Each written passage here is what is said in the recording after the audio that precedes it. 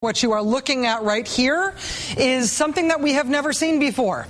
This is the camera on the seafloor at the site of the Deepwater Horizon oil disaster showing that blown out well not spewing oil into the Gulf of Mexico for the first time in 87 days. The first time.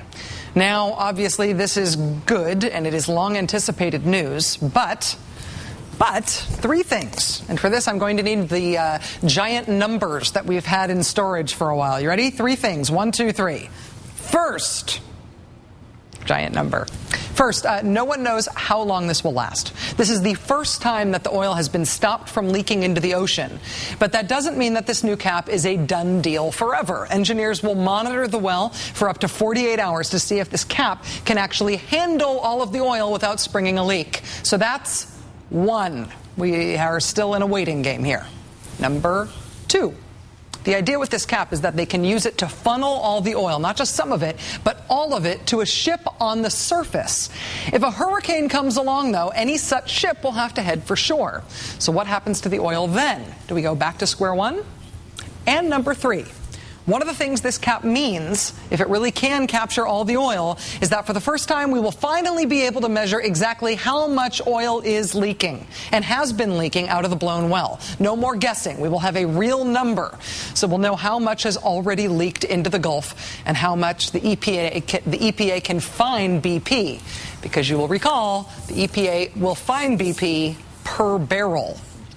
What's happening right now at the bottom of the Gulf of Mexico is qualified good news. This is a sight we have all been waiting to see for 87 long days.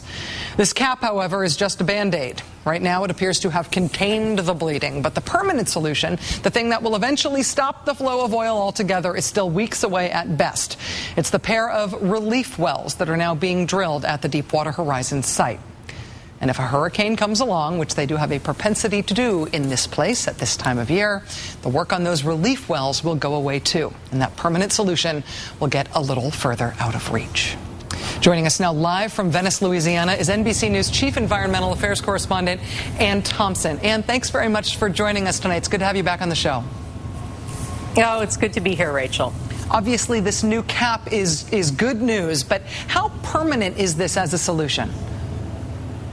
Well, that's a big question that no one knows the answer to tonight. Originally, this cap was designed as a collection system to make it easier for, as you said, when a hurricane comes, for them to be able to disconnect and get those ships that are on the surface out of the way. And this cap was to have pipes that would go to 4 different ships, and it would disconnect quickly. Instead of having 5 days trigger time, which is the time from when the hurricane is forecast, the time they have to move out, they'd only have to have 2 days tea time.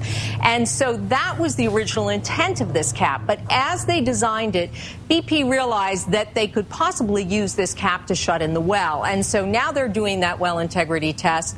Today, for the first time in 87 days, we saw no oil going into the Gulf of Mexico. But that does not mean this has stopped, because every 6 hours, government scientists and BP engineers are getting together in the Houston Command Center and doing their calculations and deciding whether or not they're going to go forward with this test. If they do go forward and they go for all 48 hours, that would take us to about midday Saturday, and then they're going to decide whether it would be a permanent shut-in opportunity or they would turn it back into a containment cap and send it up to those 4 vessels on the surface of the Gulf of Mexico. Just to be clear, in the event that they decide to do this not as essentially as a plug, but essentially as another means of funneling oil up to the surface, if they are using it as a containment system to funnel the oil to ships on the surface, they still will have to pull those ships inshore and stop the containment effort in the event of a big storm. Absolutely. Actually, the ships don't go inshore. They just go to another place in the Gulf of Mexico where the hurricane is not forecast to hit. But yes, they would still have to have 2 days to get out of the way and then 2 days to come back and then hook up and go again. So you do have that possibility of oil once again spewing freely into the Gulf if a hurricane comes near. One of the interesting implications of this new system that's in place is that we may finally be able to know how much oil there is coming out of that well. How exactly are they going to be able to assess that?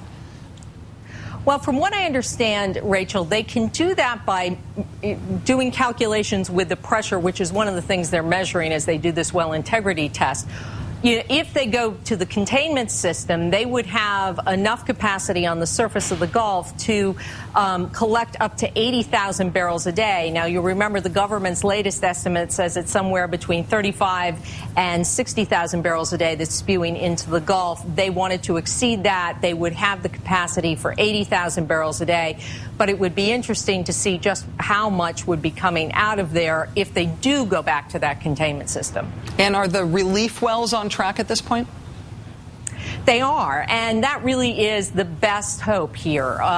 The first relief well is within 30 feet of getting to where it needs to get so they can lay the final casing in.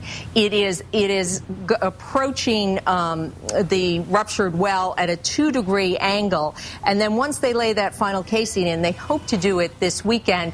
Then they have to drill another 100 feet before they intersect it. And when they intersect it, they're going to look at two things, Rachel. First of all, they're going to look on the outside. They'll intersect the well and think of it like as tree rings. There's an annulus on the edge, and they want to see if there's any oil coming up through the annulus. If there isn't, that's good news, and then they can go straight into the drill pipe and plug there. If there is oil through that outer ring, then they would plug that and then drill further into the drill pipe and then plug that. So it's a multi-step process. We're all learning so much about the engineering here. It's a weird byproduct. Had you ever heard the word annulus before? No. I mean, yeah. Actually, a world premiere on cable news at this point. NBC News Chief Environmental Affairs Correspondent and annulus pronouncer, Ann Thompson. Yes. And thank you very much. Really appreciate it. Take care, Rachel.